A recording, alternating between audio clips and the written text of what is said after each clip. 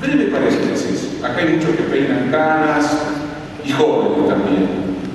En los 60, 70, América Latina era el continente de la esperanza. Éramos el futuro de la humanidad.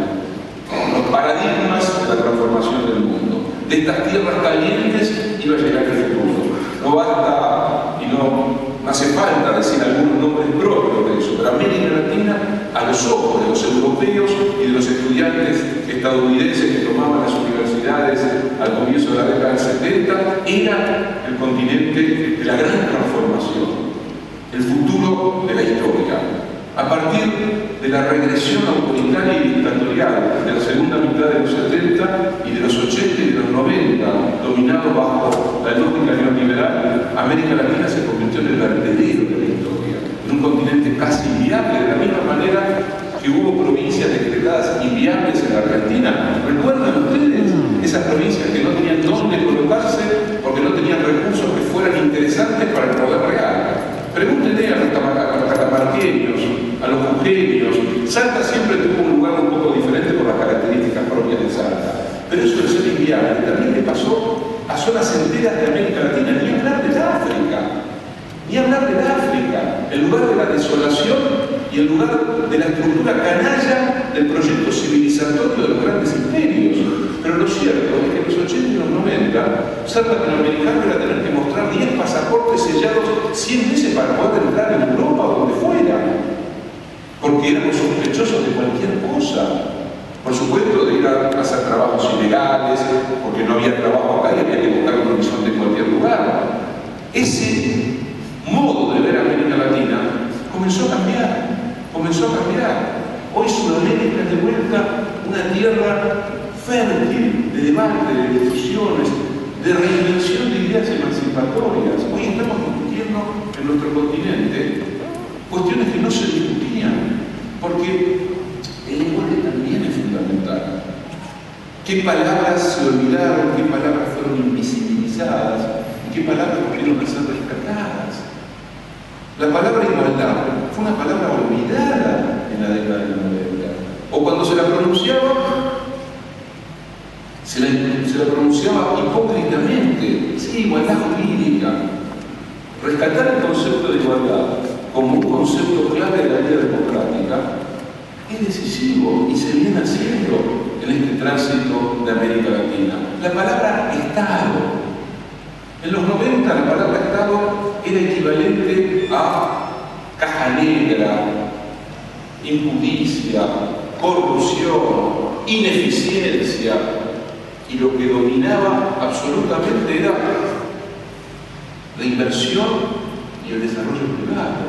La privatización de la vida estaba allí por las nubes, y la idea de lo público, la idea del Estado, estaba allí tímidamente refugiada en un lugar minúsculo de la representación social. El Estado para lo único que servía y podía servir era para hacer uso de la fuerza de policía, porque ni siquiera, aunque lo decían, iba a servir para la educación y la salud, porque en el mismo momento que iban vaciando al Estado, desinvertían en salud y educación.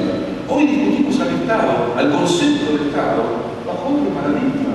Volvemos a rescatar la importancia decisiva del Estado y de lo público en la reconstrucción de la vida social, de la vida económica, de la vida cultural, de la vida institucional, de la vida política.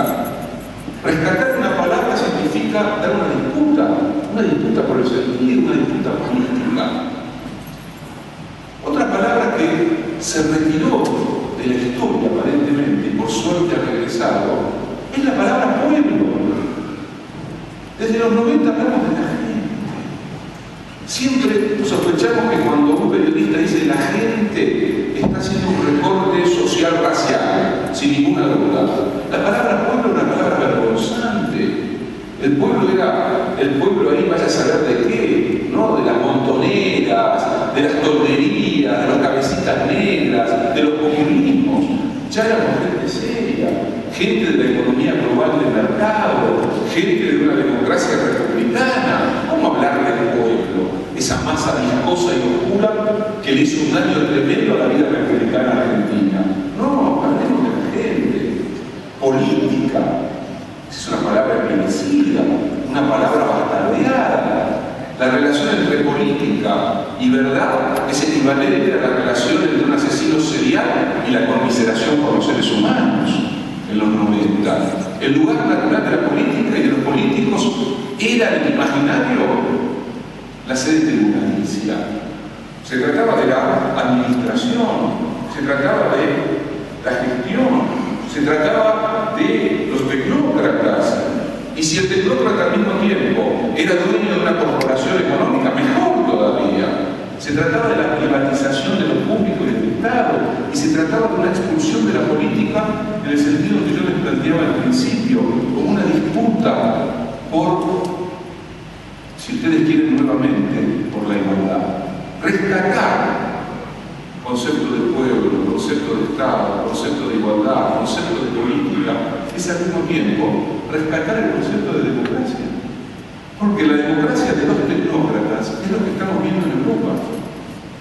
Los pueblos no deciden sobre su destino, sobre su futuro, sobre su presente. Quienes deciden son los grandes constructores de la especulación financiera. Son esos tecnócratas del Banco Europeo, del Banco Mundial, que diseñan esas. Le acaban de dar el premio Nobel a dos ingenieros, premio Nobel de Economía, porque son grandes diseñadores de esquemas matemáticos. Ya sabemos lo que han significado esos esquemas matemáticos para el hombre y la mujer de carne y hueso.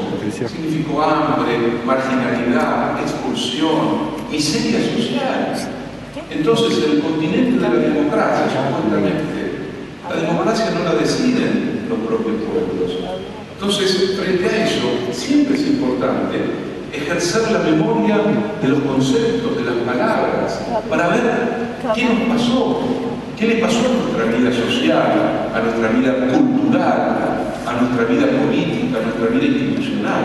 Nos preguntamos en relación a qué república compara lo que supuestamente es la caída de calidad institucional de la actualidad. Con buenas intenciones, lo digo realmente, digo, ¿por qué no aclaran cuál es la república que ellos piensan como aquella república que en nuestro país expresó instituciones serias, instituciones representativas, democráticas, republicanas? ¿A qué tiempo hacen referencia? ¿Hacen referencia a la República Conservadora de 1880 a 1914?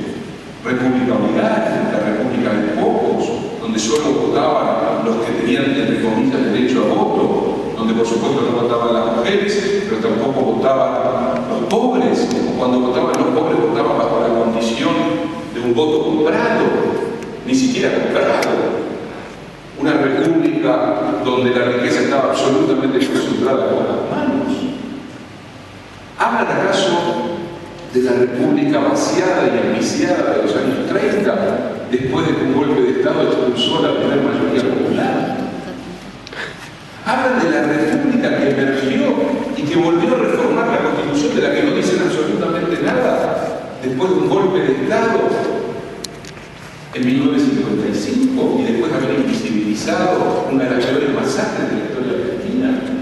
De esa república habla, de la república que después volvió a Frondizi y puso a su vicepresidente, de la república de los golpes de Estado. Hablan de la república de los 90. Vamos a decir que hablan de repúblicas democráticas, de la república de los 90, que efectivamente llevó a las instituciones a un nivel de enriquecimiento que estalló en el 2001. Hablan, tienen nostalgia de la Corte Suprema de la década de los 90. De esa república. Sería interesante para que haya un debate en torno a qué república, que se diga qué república, porque todos estamos de acuerdo teóricamente en la división de poderes. ¿Quién no desea que las instituciones funcionen maravillosamente bien? ¿Quién no desea que no haya nichos de corrupción en prácticas estatales? Digo, nadie va a decir, yo quiero que haya corrupción en el Estado, yo quiero que las instituciones sean un nido de víboras. Sería absurdo, sería el suicidio de quien pronunciara una frase así. Aunque hubo algún dirigente que se llama sindical que pronunció frases de ese tipo en los años 90, ¿no? No tiene un poco de memoria. Pero entonces cuando discutamos el concepto de república, discutamos contra un concepto elitista de república. Pensamos que la República hay que atravesarla con el ideal democrático, porque insisto, no son dos tradiciones que nacieron de lo mismo.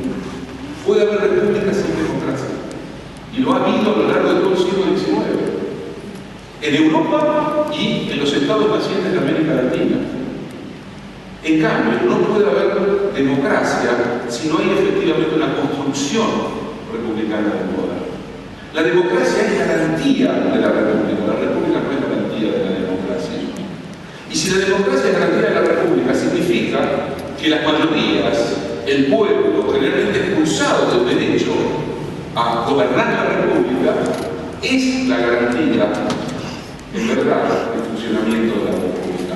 Por eso, en América Latina y en el mundo siempre han sido los pueblos los que han echado a andar la relación entre república y democracia, desde la Revolución Francesa en adelante, para no ir tan lejos. Y por supuesto, en América Latina. Y por supuesto, en Argentina. Piensen ustedes en la entrada de las clases medias y de sectores del trabajo y de la nueva inmigración a la Argentina del primer radicalismo. Piensen ustedes, por supuesto, en la entrada masiva a los derechos sociales políticos con el primer peronismo de ese caudal de argentinos que vivían en la sombra de la República.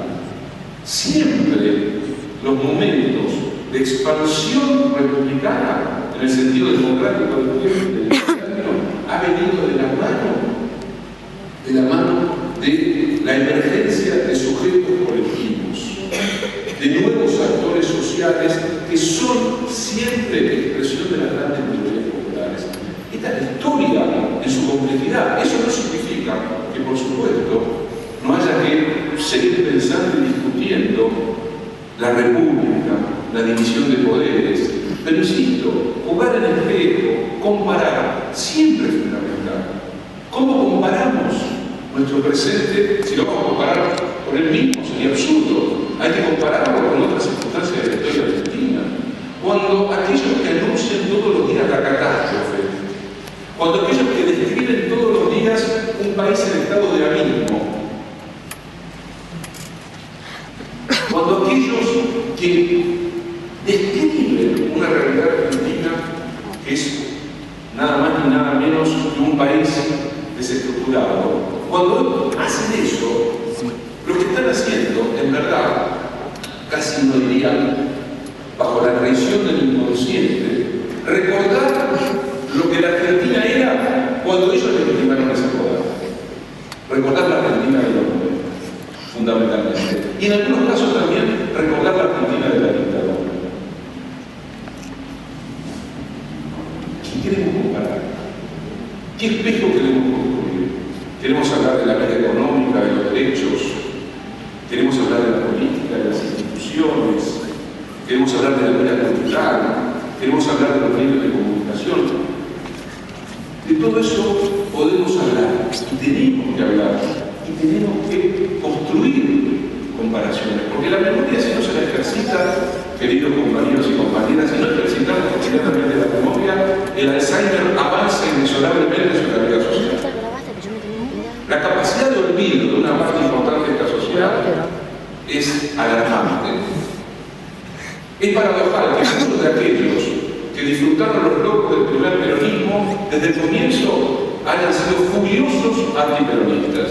Y es llamativo de muchos de aquellos que han logrado reconstruir su vida económica, familiar y social a partir del 2003, hoy ejerzan una crítica que es demencial y despiadada.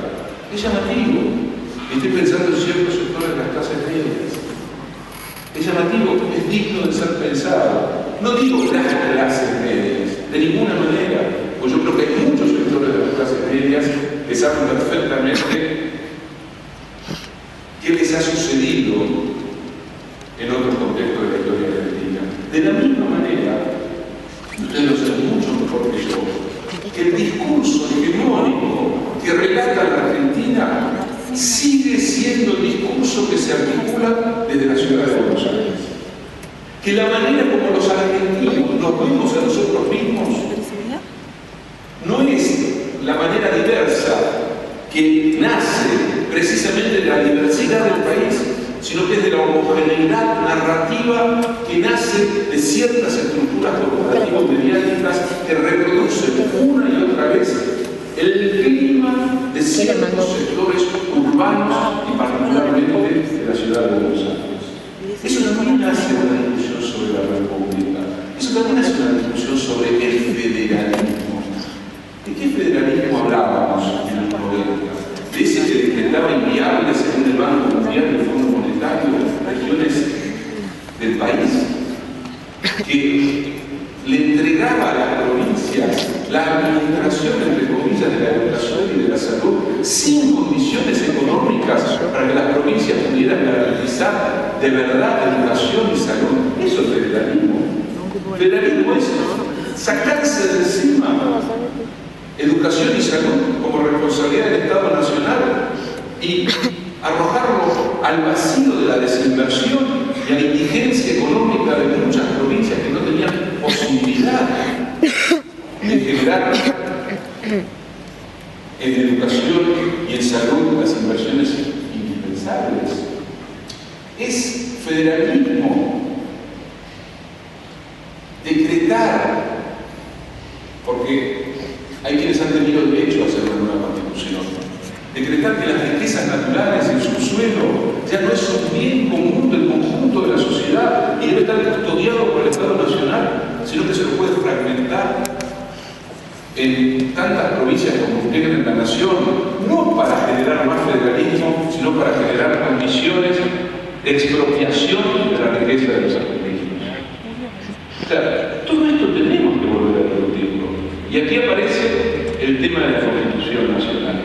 Nos han hecho creer que la Constitución es un texto revelado, una especie de Biblia, está escrita de una vez y para siempre, y como las tablas de Moisés, están allí para respetar generación tras generación. La Constitución es un texto que nace en el interior de la vida histórica de las sociedades. Y aquello que nace en el interior de la vida histórica de las sociedades está atravesada por las diferencias, los conflictos, las hegemonías, y va fluyendo por el tiempo, y va cambiando por el tiempo. La Constitución de 1853 nació de una Argentina que emergía de una guerra civil, nació en el interior de un paradigma ideológico dominante. Por supuesto que tiene allí partes que uno podría perfectamente recuperar, incluso una constitución absolutamente legítima, como fue la constitución que se hizo sobre la destrucción de la constitución del 49, tiene incluso un artículo extraordinariamente importante, que es el artículo 14 bis.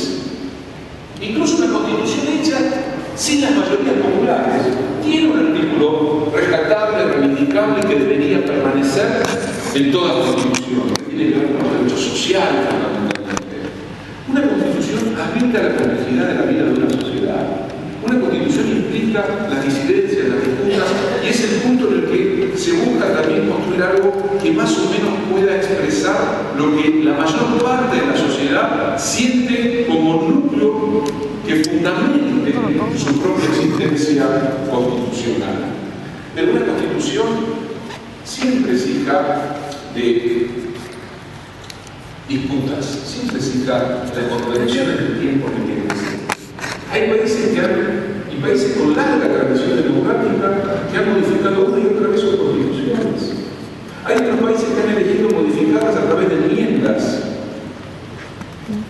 Hay países que han logrado que sus constituciones perdurasen a lo largo de la historia. Estoy pensando en Inglaterra, pero con profundas transformaciones sistemáticas del sistema de derechos.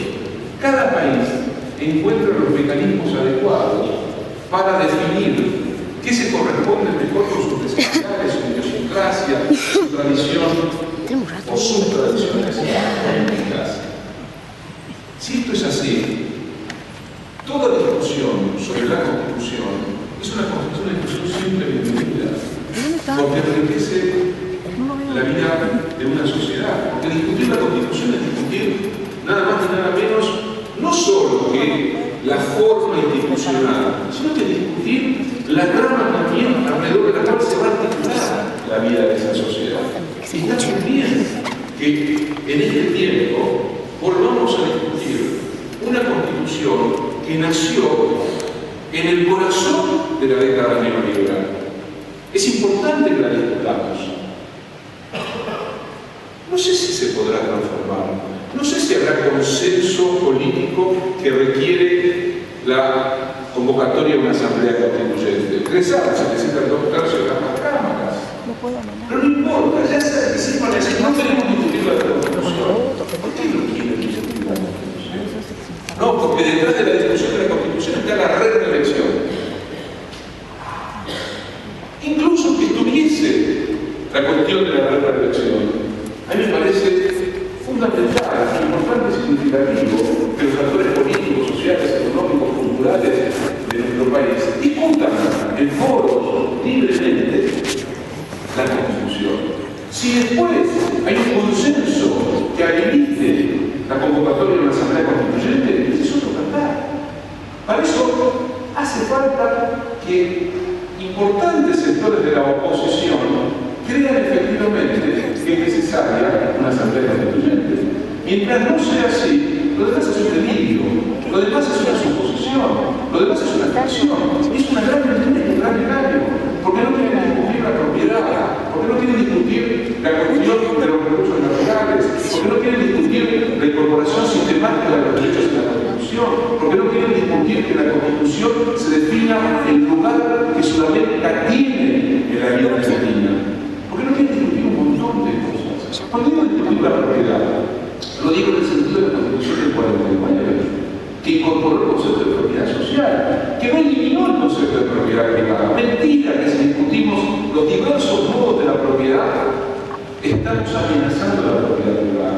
Falso de toda falsedad. La propiedad privada seguirá teniendo su legitimidad, seguirá teniendo su lugar claro en la sociedad contemporánea, al menos que se transforme, vaya a saber cuándo la sociedad y se vaya a saber de qué modo a otro concepto de propiedad. Pero como no estamos en esa sociedad infinita, sino que estamos en esta sociedad concreta, sociedad del capitalismo, no se trata de poner en cuestión la sociedad privada, la propiedad privada. Se trata de habilitar también otros conceptos de propiedad que están allí en la experiencia de las sociedades, en la experiencia de los pueblos. Se trata también de pensar muy profunda y normativamente la cuestión de la tierra en la Argentina, tema tabú en el país. Siempre han tabicado toda posibilidad de discusión respecto a la propiedad de la tierra. Yo recuerdo, murió hace mucho tiempo, cuando el secretario de Agricultura de Perón, Horacio Giberti, propuso la ley de la renta comercial de la tierra. Ese fue el momento más, ¿cómo llamarlo?, más desafiante del debate sobre la tierra en la Argentina. Después, la regresión, la dictadura, las privatizaciones neoliberales. Es interesantísima y fundamental, imprescindible y de dignificación y de reconstrucción de la vida social el debate sobre la tierra, que no es solo sobre el debate sobre la tierra agrícola, sobre la tierra campesina, sino también es el debate sobre la tierra urbana. Esto hay que debatirlo también en la discusión constitucional. Por supuesto que ya se ha hecho mucho, se ha avanzado en derechos que no imaginábamos que podían desplegarse en la Argentina en los últimos años. No quiero seguir, porque si no sigo, y son tantas las cosas que uno puede ir discutiendo, pensando, revisando. Una anécdota personal de estas últimas semanas. Estuve en España hace poco tiempo. Dejemos de lado lo que está pasando socialmente en España. Estando un sábado por la mañana en la Puerta del Sol, que es un lugar emblemático de Madrid, me encontré con una pequeña manifestación de unos 500 o un poco más de hombres y mujeres, todos de 60 años para arriba. Me llamó la atención. Y muchos turistas que pasan por ahí que escuchaban. Hasta que me di cuenta que era una convocatoria de los familiares víctimas de la represión del franquismo. Y dentro de los oradores iba a hablar también el ex Buena Razón. Confieso que primero me dio una tristeza muy grande. 500, 600 personas, los nietos ya tenían más de 60 años, lo que pedían era algo muy sencillo: reparación en términos de memoria histórica. Por supuesto que ya no como en Argentina, que funcionan tribunales que efectivamente están condenando a los responsables vivos del terrorismo de Estado. Sino lo que pedían era no que no se condenara a nadie, ya pasaron 75 años al final de la Guerra Civil Española. Ya están todos muertos los que hubieran podido ser condenados. Pedían que sus padres, sus abuelos fueron reconocidos. Pedían abrir las tumbas NN. Está llena España de tumbas NN. Miles y miles y miles de españoles y españolas siguen desaparecidos para el duelo de sus hijos y de sus nietos. Pedían eso nada más. Yo sentía al mismo tiempo una tristeza grande, una ternura también por esa gente y un profundo orgullo por lo que está sucediendo en nuestro país, por la manera como se ha reconstruido una política que ha enlazado memoria, verdad y justicia.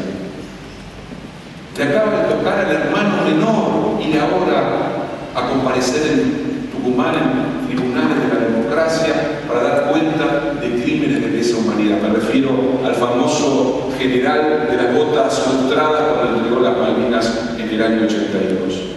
Es decir, y se ha hecho sin venganza, reconstruyendo la trama de la memoria. Eso, digo, que cuando hablan de la Argentina siendo argentinos son, ¿cómo llamarlos? Aquellos que siempre tienen rápido, ¿se acuerdan? Perdón el recinto, cuando si a uno le pasaba cualquier cosa, se tropezaba con el cordón de los zapatos, la primera frase que le salía era ¿qué país de mierda? ¿Recuerdan esa frase? Pronunciada una y otra vez. Bueno, esa frase habla de cierta Argentina y de ciertos argentinos en cierta Argentina. Hoy podemos sentir que hay de nuevo que lo discutimos, apasionadamente lo discutimos, que volvemos a sentir que discutimos futuro, porque reparamos en parte lo único reparable del pasado que es hacer justicia, porque a los muertos, salvo en el texto bíblico, no se los puede hacer resurgir del polvo de la tierra. Pero sí al menos hay una reparación, que es la reparación de la justicia y de la memoria. Pero también hay reparación social. También hay el intento de construir, de reconstruir un país.